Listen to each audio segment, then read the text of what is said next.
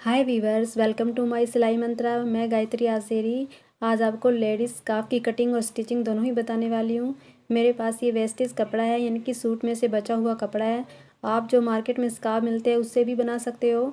और मेरे इस कपड़े की जो लेंथ है, यानी कि इसकी जो लंबाई है, वो तकरीबन 42 इंच है। तो यानी कि 1 मीटर में 3 इंच ज़्यादा है, तो आप इसे कम भी ले सकते हो। और जो इसकी विड्थ यानी कि इसका पन्ना है वो भी 42 इंच का था, तो मैंने 9 इंच का कपड़ा साइड में से निकाल दिया था और बाकी को मैंने साइड में स्टिच कर दिया। और जो साइड से कपड़ा निकाला था वह भी इसमें यूज़ होगा। तो मैंने नीचे और यानी कि तीनों तरफ मैंने स्टिच कर दिया और एक तरफ इसकी किनारी है। अब पूरे कपड़े को लंबाई में फ़ोल्ड कर देना है, यानी कि फ़ोल्ड करते हुए बंद भाग को अपनी तरफ रखना है। पूरे कपड़े को सेट करते हुए बंद भाग को अपनी तरफ रखना है और कपड़े को अच्छी तरह से सेट कर लेना है। और ये इसका ओपन भाग है। कपड़े को एक बार फिर फोल्ड कर लेना है, यानी कि इसका सेंटर पॉइंट निकालना है। इस प्रकार कपड़ा 4 फोल्ड में हो चुका है, तो सेंटर पॉइंट का निशान लगा देना है। सेंटर पॉइंट का निशान लगाने के बाद वहीं से ही 6 इंच का यानी कि लेंथ में नीचे की तरफ निशान लगाना है। जहाँ पर लंबाई का निशान लगाया था वहीं से 2.5 इंच की चौड़ाई का निशान लगाना है और 1.25 इंच ऊपर की तरफ एक और निशान लगाना है। और जहाँ 1.25 इंच लंबाई का निशान लगाया वहीं से ही 2.5 इंच की चौड़ाई का और निशान लगा देना है और दोनों निशानों को आपस में मिला देना है। तो मैंने इसकी चौड़ाई 2.5 इंच रखी है और इसकी लेंथ 1.25 इंच रखी है। अब इसकी कटिंग कर देनी है और एक बॉक्स सा बना लेना है। यदि आप चश्मा पहनते हो तो इसकी लंबाई और चौड़ाई कितनी रखनी है, तो यह बात मैं वीडियो के लास्ट में बताने वाली हूँ। कटिंग करने के बाद कपड़ा ऐसा दिखेगा। अब कपड़े के फ्रंट साइड को ऊपर की तरफ रखना है और एक पीस ले लेना है और उसके ऊपर रखते हुए स्टिच करना है। तो ये पीस मैंने जो साइड में कपड़ा निकाला था उसमें से निकाला है। तो इसकी लेंथ 12 इंच है और जो इसकी विड्थ है वो 8.5 इंच है। और मैंने पीस को चारों तरफ से स्टिच करके रखा हुआ है। पीस को कपड़े पर किस प्रकार स्टिच करना है इसका मैं आपको सिंपल तरीका बताती हूँ। इसके लिए आपको क्या करना है कि पीस को ले लेना है और ऊपर की तरफ 4 इंच छोड़ते हुए निशान लगाना है। और निशान लगाने के बाद इसका सेंटर पॉइंट निकालना है, यानी कि पूरे पीस को हाफ कर लेना है। अब ऊपर 4 इंच छोड़ते हुए मैं निशान लगा दूंगी और नीचे जो बीच वाला जो सेंटर पॉइंट, तो पूरे पीस का जो सेंटर पॉइंट के का भी निशान लगा देना है और ऊपर की तरफ 4 इंच का निशान लगाना है। जो स्कार्फ की कटिंग की थी उसका भी सेंटर पॉइंट निकालना है। तो इसकी चौड़ाई यानी कि विड्थ 5 इंच है, तो मैं इसका सेंटर पॉइंट निकालूंगी, यानी कि 2.5 इंच पे निशान लगाऊंगी। तो मैं दोनों तरफ सेंटर पॉइंट का निशान लगाऊंगी। अब जो पीस लिया था तो उसको हाफ करते हुए सेंटर पॉइंट को सेंटर पॉइंट से मिलाते हुए और कट को ऊपर जो 4 इंच का निशान लगाया था उसको मिलाते हुए इस प्रकार रख देना है और कपड़े को अच्छी तरह से सेट कर लेना है और सेंटर पॉइंट को सेंटर पॉइंट से अच्छी तरह से मिला देना है। बस यही ध्यान रखना है कि दोनों के फ्रंट साइड एक दूसरे के आमने सामने होने चाहिए। अब पूरे पीस को पिन अप कर देना है। ऐसा करने से कपड़ा बिल्कुल भी नहीं हिलेगा। तो मैं पूरे कपड़े पे पिन अप कर दूंगी। चाहो तो आप कच्चा भी कर सकते हो।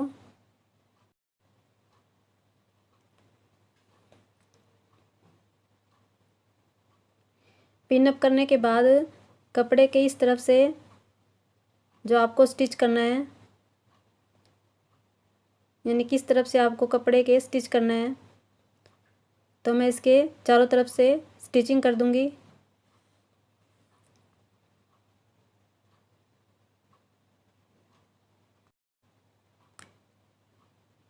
स्कार्फ बनाने के लिए कॉटन का कपड़ा अच्छा रहता है, तो आप कॉटन के कपड़े से स्कार्फ बना सकते हो।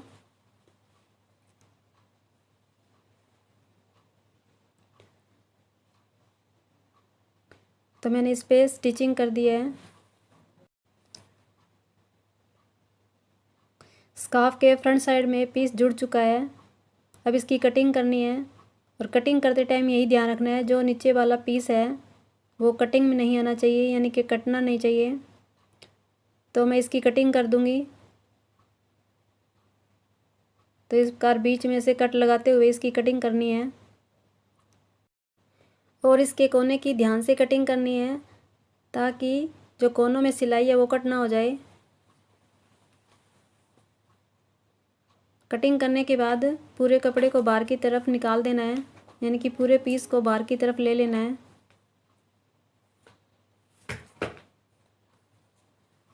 तो इस प्रकार बाहर की तरफ लेते हुए कपड़े को सेट कर लेना है। चाहो तो आप इस पर प्रेस भी कर सकते हो, या अपने नाखून की सहायता से इस पर प्रेस करते हुए इसको सेट कर सकते हो। सेट करने के बाद इसके चारों तरफ जो है स्टिच कर देना है। तो मैं इस पर स्टिचिंग कर दूंगी।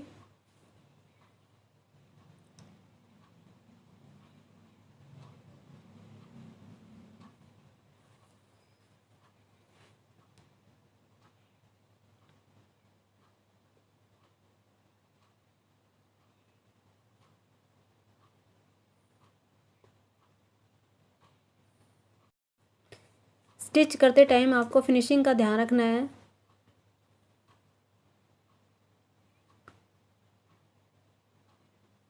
अब स्टिच करने के बाद बैक साइड में जो पीस अटैच किया था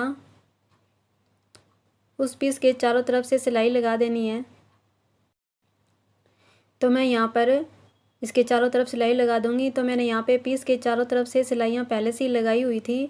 तो आप चाहो तो साथ साथ पीस के किनारे को फोल्ड करते हुए आप सिलाई लगा सकते हो।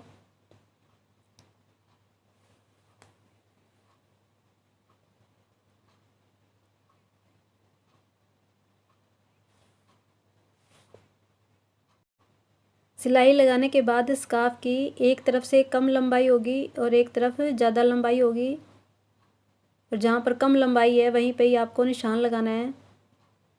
और जहाँ से स्टिच किया था, यानी कि ये बॉक्स बनाया था, वहीं पे ही सेंटर पॉइंट का निशान लगाना है।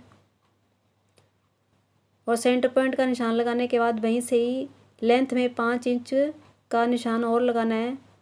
और सेम प्रोसेस आपको दूसरी साइड भी करना है, यानी कि सेंटर पॉइंट से नीचे की तरफ आपको 5 इंच का निशान यहाँ पर भी लगाना है। अब इसके बाद जो साइड में कपड़ा बचा था, मैंने उसमें जो 2 ये पट्टियाँ बनाई हुई है, यानी कि डोरियाँ बनाई हुई है। तो इसकी लंबाई मैंने 16 इंच रखी है, यानी कि दोनों डोरियों की लंबाई 16 इंच है। तो अब इसमें से एक डोरी को लेना है और एक कोने को फोल्ड करते हुए जहाँ निशान लगाया है सेंटर पॉइंट पे वहीं पे रखते हुए स्टिच कर देना है। तो मैं यहाँ पर पिन अप कर दूँगी, और दूसरे किनारे को जहाँ 5 इंच का निशान लगाया है वहीं पे ही रखते हुए स्टिच कर देना है। तो मैं यहाँ पे पिन अप कर दूँगी।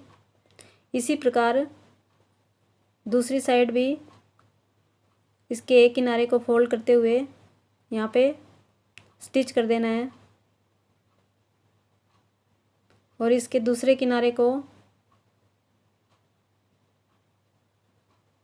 5 इंच के निशान पे रखते हुए स्टिच कर देना। बस यही ध्यान रखना है कि पट्टी में कोई सलवट नहीं होनी चाहिए। अब इस पर मैं स्टिच कर दूंगी। तो मैंने दोनों पट्टियों को स्टिच कर दिया है दोनों तरफ से। इसके बाद 2 पट्टियाँ और लेनी है, और जिसकी लंबाई 6.5 इंच है। इसमें मैं वेलक्रो लगाने वाली हूँ। तो वेलक्रो की जो जितनी चौड़ाई है उतनी ही चौड़ाई आपको पट्टी की रखनी है। तो मैंने पट्टी को डबल फोल्ड करते हुए स्टिच किया है। तो मैं आपको वेलक्रो लगा कर दिखाती हूँ। इसके लिए एक साइड की डोरी को लेते हुए पट्टी को अंदर से इस प्रकार फोल्ड करना है, और दूसरे कोने को फोल्ड करते हुए इस एक दूसरे के ऊपर इस प्रकार रख देना है।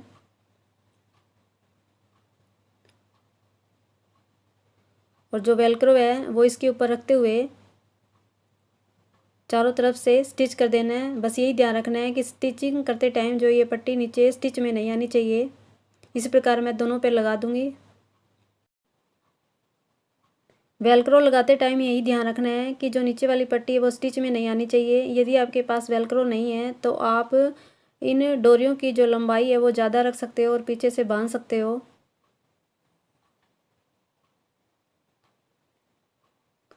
तो आपको भी इसी प्रकार वेलक्रो लगानी है। तो मैंने यहाँ पर डोरियाँ और वेलक्रो अटैच कर दिया है। बस आपको यही ध्यान रखना है कि दोनों का रुख एक तरफ होना चाहिए। ये आगे वाला हिस्सा है और इसकी लंबाई और चौड़ाई आप अपने फेस के अकॉर्डिंग ले सकते हो। तो मैं आपको अच्छी तरह समझाने के लिए कागज़ पर आपको डेमो बताती हूँ। जैसे मैंने ये लंबाई में कपड़ा लिया और लंबाई में कपड़े को फोल्ड किया। फोल्ड करने के बाद इसको एक बार और फोल्ड किया, यानी कि इसका सेंटर पॉइंट निकालने के लिए। तो मैंने यहाँ पे सेंटर पॉइंट निकाला। सेंटर पॉइंट निकालने के बाद नीचे 6 इंच का लेंथ में निशान लगाया और इसकी चौड़ाई मैंने 2.5 इंच रखी। और जहाँ से 6 इंच का निशान लगाया वहीं से 1.25 इंच का निशान यानी कि लंबाई में और लगाया और वहीं से 2.5 इंच का चौड़ाई का निशान लगाया।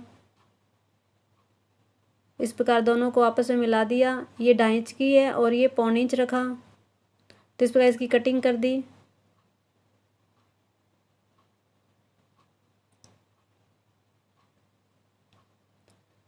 कटिंग करने के बाद ये इस प्रकार दिखेगा। अब इसके बाद एक पीस लेना है और पीस को इसके ऊपर रखते हुए स्टिच कर देना है।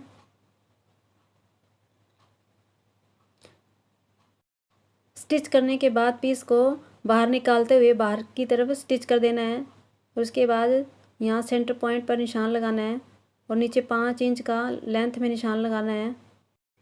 इस प्रकार की पट्टी अटैच करने के लिए और सेम प्रोसेस आपको दूसरी साइड करना है। और यदि आप चश्मा लगाते हो तो चश्मा लगाने के लिए आपको इसकी जो विड्थ है यानी कि चौड़ाई आपको 3 इंच रखनी है और जो इसकी लंबाई आप 1.25 इंच रख सकते हो। आशा करती हूँ कि आपको समझ में आ गया होगा। यदि आपको वीडियो अच्छी लगे तो ज़्यादा से ज़्यादा कमेंट कीजिए, लाइक कीजिए, सब्सक्राइब कीजिए।